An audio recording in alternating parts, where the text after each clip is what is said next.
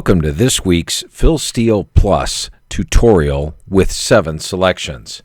Now, everyone who signs up for Inside the Press Box gets Phil Steele Plus for free.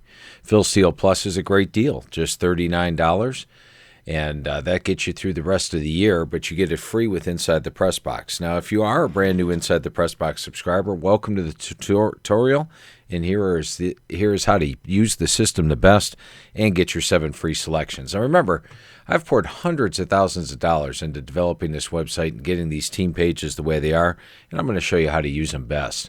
We're going to start off with a total today, and we're going to look at the Illinois-Nebraska game. Once again, you go to the FBS team pages here. Everything's in conference order. If you want, you can get them in alphabetical order. NFL pages, FCS down here. We're going to go to Illinois against Nebraska, and something I want to point out in this game as we move up to Illinois. I like to put the home team on the right and the visitor on the left. This game is at Nebraska. First of all, on the team pages, you get individual stats for every single game this year. So you can see A.J. Bush began the season as starter, missed a couple of games, came back. I think he got benched against Wisconsin here after a 2 of 8 performance, but has gotten better. Look at this, 216, 216. But that gets you all the way through there. And you could even go back to even last year and get the individual player stats game by game. Very helpful during the course of a season. Other things available on the team page, the start chart. Here is all the starters up to the Wisconsin game for Illinois. You can see the offensive line has pretty much remained intact for the Illini this year. Part of the reason that they're running the football so well. All right, and also when you're on these team pages, just to point it out, you get 2018 color-coded green and red. You see the red, bad, green, good. Back here, color-coded green and red. Mostly red for Illinois last year. Mostly red for Illinois the year before. This takes you all the way back, color-coded green and red, 2010, 2009. This is all at your fingertips. Plus, you get the individual player stats. That's how we did them back then in 2009, but as you can tell, you've got them each game. Juice Williams, you can see what he did. Here Williams goes out, Eddie McGee comes in. You've got all that information at your fingertips. It's like having a complete database of football. But let's take a look at this over for the beginning, for the start here. Now, notice the green numbers here for Illinois. These are a lot of green numbers. They run the football extremely well. 249 yards per game, 6.1 yards per carry. And look at this, in conference play, 253 yards per game, 6.7 yards per carry. Nebraska, they have trouble stopping the run. Look at these red numbers in here. Look at this red number right here. In conference play, giving up 205 yards per game rush, 5.4 yards per carry. Do I think Illinois will be able to run the ball in Nebraska? Yes. And if, like last week, Illinois is running the ball well, look what A.J. Bush does. Throwing. They bring that extra safety in the box, and all of a sudden Bush is hitting his receivers, and they're getting completions down the field. 648 yards last week. Now let's go to the flip side of the coin. Here is Nebraska's offense. Nebraska does a great job running the football, and they've been putting up points or yards all year. 582 against Purdue, 518 Wisconsin, 659 against Minnesota. On the season, they're averaging 5.2 yards per carry in Big Ten play. They run the football well, and that helps then that their quarterback, Adrian Martinez, completing 65% of his passes. Will they be able to run the football? Let's take a look over here and look at these red numbers for Illinois. They're giving up 289 yards per game rush, 6.3 yards per carry. They're giving up 6.3, they're giving up 5.4. That means both teams move the ball well all day, and when the other team brings a safety in the box, big play, touchdown, and it shows. Look at these scores. You've got a lot of big scores here for Nebraska all year long. Same thing for Illinois, 69, 102, 84, and not all of these were against offensive teams. I consider Nebraska an over team with these kind of stats. I consider Illinois an over team with these type of stats. The over is just 69. So the first play for your Phil Steele Plus tutorial is over 69. Now we're going to take a look at the average game grades for a game, and we're going to look at the Cincinnati-South Florida game. And when we look at Cincinnati-South Florida, actually Cincinnati's at home, so I'm going to put them on the right. We're going to put South Florida on the left. and we're going to put Cincinnati on the right. I line them up every week, side by side, both teams, so you can see exactly what's going on. Now, the first thing I'm going to examine is South Florida and how fortunate they are to be 7-0. And you know I've been going against South Florida with these Phil Steele Plus tutorials. Georgia Tech, they were outgained by 176 yards. Illinois, if you click here, Illinois had them by 2 scores, and I've showed you this in previous weeks. 19-7 in the fourth quarter, Illinois led South Florida. East Carolina, I watched this game. East Carolina dominated them. 24-9 first downs, 412, 296 yards, completely dominated. Somehow South Florida won. They get past UMass, big deal, and they only did so by 16. That was one of UMass's closest losses of the year. Tulsa, 25-24. Once again, you come down here to these box scores, click on them, you get the complete box score of the game, you see how it was played. Tulsa led 24-10 in the fourth quarter against South Florida. Then you look at the Houston game, or Connecticut game. They only beat them 38-30. That's Connecticut's closest loss of the entire year. At Houston, they got mauled, as you would expect. And then last week against Tulane, they got mauled again. Look at this rush defense the last 4 weeks. 6.3, 5.1, 7.1. In fact, in American play, they're giving up 266 yards per game on the ground, 5.4. This is a fake team at 7-2. Now let's look at Cincinnati over here. Cincinnati beat UCLA on the road, Miami of Ohio, they came back and beat 34-30. That was a game where, look at these stats at the half, and this is what I find also very helpful. These halftime stats, at the half, Cincinnati was outgained 236-131, but actually finished with a 424, 412-yard edge, so they dominated the second half in that win. They beat that same Tulane team that just pounded South Florida 37-21.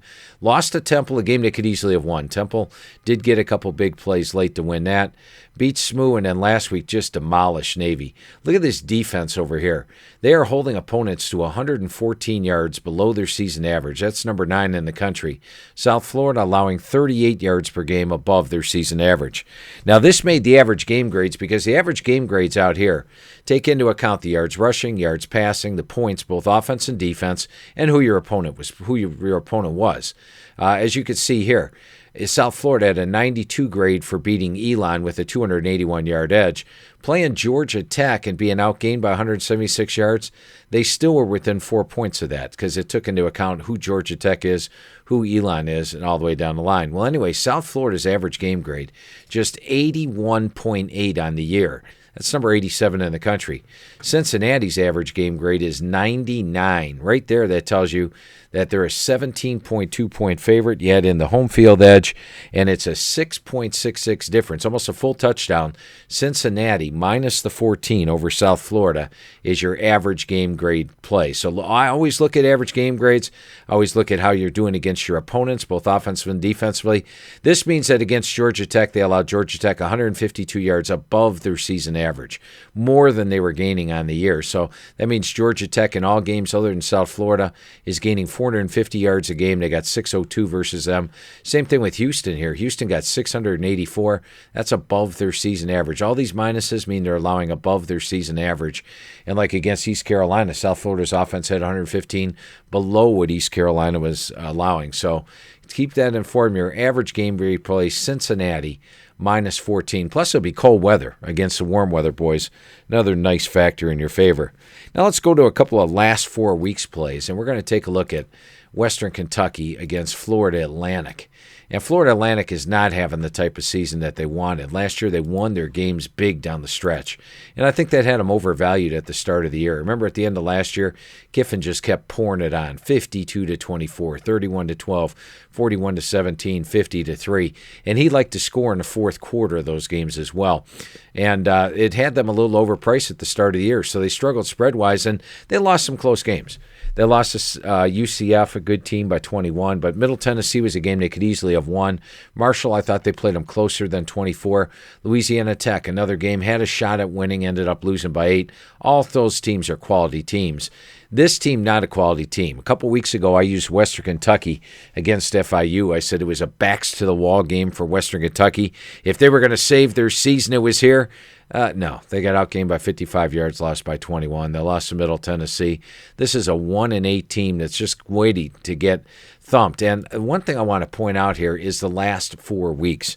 If we take a look at the last 4 weeks, they're played to a 56 level, a 64, a 58, and a 67. Those are ridiculously low numbers. That adds up to just an average of 61.9 the last 4 weeks. Meanwhile, FAU, despite the fact they're 2-2 in this stretch, has played to an 83, 78, 75, and last week with that big blowout win over FIU, and once again, tacking on a couple of late scores, 105.6 grade. Their average game grade the last 4 weeks is 85.73. Now, you factor in the home field edge, and Florida Atlantic should be a 26 or 27-point favorite in this game. And I also like the fact Kiffin likes to score in the fourth quarter. So even though you're laying 20 points here with Florida Atlantic, you feel comfortable if you're up by 17 in the fourth quarter because he likes to tack it on late. Look at this. It was 14-7 at the half. They win 49-14. Let's see when their scores were in this game. They got a touchdown with 22 seconds left, a touchdown with 6 minutes left, a touchdown with 8 minutes left last week. I like that, especially against a team over here that really has nothing to play for. Their season is shot. They've got 1-8. They came into the season with some hopes. They've got their home finale on deck against UTEP. I like FAU minus 20 over Western Kentucky. And our last 4 weeks play this week is going to be Pitt against Virginia Tech. Now, when we look at this matchup, Virginia Tech is on the road, so I'm going to click on them here. And Pitt is at home, so I'm going to click on them here. Now, at the start of the year, VT looked great, didn't they? They opened up 3-1. They had that one upset loss. They looked good, and they were playing at a pretty good power rating. Looked 99, 95, 106, which surprised me because their defense was inexperienced and injury-plagued and suffered some deletions. Pitt, on the other hand, did not open up so well. Look at this, 68, 69, 83, 68. So if you go for the overall season game grades, Virginia Tech's an 87, Pitt's an 83. But this is the last 4 weeks section, and look how Virginia Tech has played these last 4 weeks. They've lost even more players on defense. Look at all the red in here. Giving up a lot of yards per carry on the ground, a lot of yards rushing per game on the ground. And also when you look at the total yards, giving up a lot there. Pitt, meanwhile, is starting to play very well. Pitt is playing, look at these green numbers here. They played to a 91-1, 91-4, 93, 99.2. So if you add these four numbers up, divide by 4, Virginia Tech's playing at an 82.5 level. If you add up Pitt's numbers the last 4 weeks, they're playing at a 93.68 level. That means Pitt should be favored by 14.18 when you factor in the home field edge.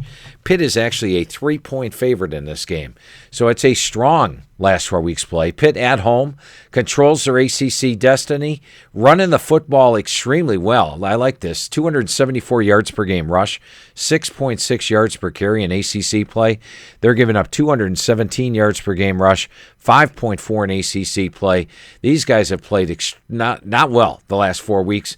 These guys are playing great. All green numbers the last 4 weeks.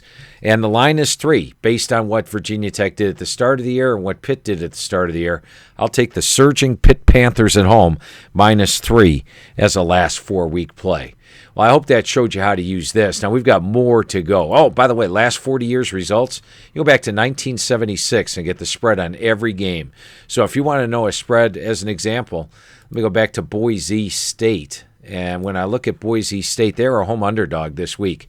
So what did I do? I went in here, looked at Boise State, clicked on the last 40 years. When's the last time they were a home underdog? Well, it has been 18 years since they have been a home underdog. Was it this year or is it over here? Is it 99 or 2000? Was it 2001? Oh, here it is right here. 2001 was the last time they were a home underdog. Home against Washington State, +5, 20-41. You can look through all the rest of these. You won't find another single home underdog in there. So first time in 18 years. So when somebody asked you, hey, when's the last time Boise State was a home underdog? You go to your Phil Steele page, you look up the last 40 years results, you've got the answer at your fingertips. Pretty easy there. All right, let's go to the FCS. Now, the FCS team pages are all updated, which is very helpful.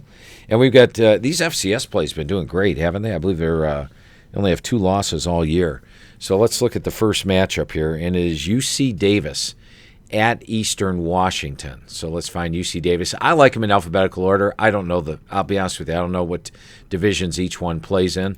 So I'm just going to click on UC Davis over here on the left, and I'm going to click on Eastern Washington. Now, the first thing that surprised me and made me look at the game was the fact Eastern Washington's a home dog, because Eastern Washington is a pretty damn good football team. Look at all these green here. They make the playoffs every year. They play on the red turf. See the red turf there? Play on a red turf. They're tough to beat at home. My computer, by the way, had Eastern Washington 38-30, and they're a 3-point dog at home. Now, if we look at this a little bit closer, I want you to look at this stat. I like looking at this. Net yards. Yeah, point-wise, they're doing extremely well. They're beating their teams by 17 points per game. They're beating them by 19. But they're outgaining their opponents by 157 yards per game. And look at all this green right in here. Eastern Washington's in good current form. 235, plus 183, plus 303. Their current form, minus 30, 80, 106, 91. They're only outgaining their opponents by 63 yards per game. Yet they're a 3-point road favorite against a very good Eastern Washington. Scratching my head a little bit here. So that's one thing I wonder about a little bit in this game.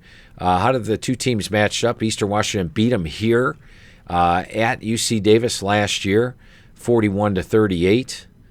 Eastern Washington beat them 63-30 the last time they were here. Eastern Washington didn't play them there. Once again, Eastern Washington beat them 37-14. Eastern Washington didn't play them. But with the FCS, you go back to 2012, 2011, color-coded green and red. You see this team wasn't very good back then. They are a good team, no doubt about it. UC Davis is a good team. They only have one loss all year. It was to Stanford. They pretty much have blown out all their opponents. Good team. This is a good team, too. Doesn't deserve to be a home dog. They lost to Washington State, and they did have a tough loss to Weber State by 8. But a couple of common opponents to take a look at here. They beat Cal Poly 70-17. They beat Cal Poly 52-10. That doesn't, and this team here is plus 80 yards. They were plus 258 yards. So you could go back. I think last night I looked at a couple of these back and forth, and each time superior yardage came to Eastern Washington, and the games weren't that much different. So frankly, I'm surprised Eastern Washington's a 3-point home dog here, and the computer says Eastern Washington wins by 8. I'm taking Eastern Washington plus 3 at home over UC Davis. Now let's look at another one that jumped out at me last night, and it is Stony Brook against Delaware. Let's start off with Delaware over here on the left. I believe Delaware is the road team for this. Yes, Delaware is the road team. Good team, and Delaware's always a good team. If you follow football, that Dave Brock doing a good job there. They make the playoffs every year. Delaware's usually a very good team, but Stony Brook's a pretty good team too. And in this game, Stony Brook is minus 3.5 at home. Here's what I like about this one. First of all, when you go to the yards, they are actually minus 18 yards per game. Can you believe that? Meanwhile, Stony Brook plus 34, not dominant. They did have that 38-0 loss to Air Force. They lost to Towson, who they beat, so that's a plus over here on this side. And they lost to a very powerful James Madison last week. But look, they outgained James Madison. I like that. Now, you look at this team, Delaware, offensively. Can they run the ball? I'm not seeing a good run game at all. 2.9 yards per carry, and they're only completing 52% of their passes. This offense only 320 yards per game. I'm not overwhelmed by these numbers I'm seeing here for Delaware's offense. Stony Brook can run the football, 273, 311, 335. They're averaging 206 yards per game. 4.9 yards per carry. Completion percentage about the same, but these guys run the football a lot better. Stony Brook also better, slightly better at stopping the run. 3.4 versus 3.7. That's a nice plus there. But overall, like I mentioned, they are plus yards. They are minus yards. Compare a couple of their mutual opponents besides Towson. These guys beat Richmond by 15. They beat Richmond by 26. They were plus 75. They were minus 187 against that same Richmond team. So I look at these two teams side by side, and I see a very good Stony Brook team at home. My computer is telling me 30-17 in Stony Brook. I don't like 2.9 yards per carry rush and 52% completions. I'm going to go with the team that runs the football better, that's at home. Defenses are the same, better yards per game. We're only laying 3.5. I'm going to agree with my computer, which is actually calling for a 377 to 223 yard edge. And once again, on the FCS, you could take it all the way back to 2010. It's at your fingertips every game. Next year, we're going to have individual stat leaders for last year, for this past year, this year, 2018, put in there so you can see who's back and who's not on each team. It'll be like getting your own FCS magazine at your fingertips. And now we do have an NFL section as well, so let's go show you how to use the NFL section. First of all, I like the logos. Makes it look pretty neat there. And we're going to take a look at Indianapolis against Jacksonville. Now, Indianapolis was horrible last year. Jacksonville was one step away from making the Super Bowl. But I want to point out, this is like a last 4 weeks play here.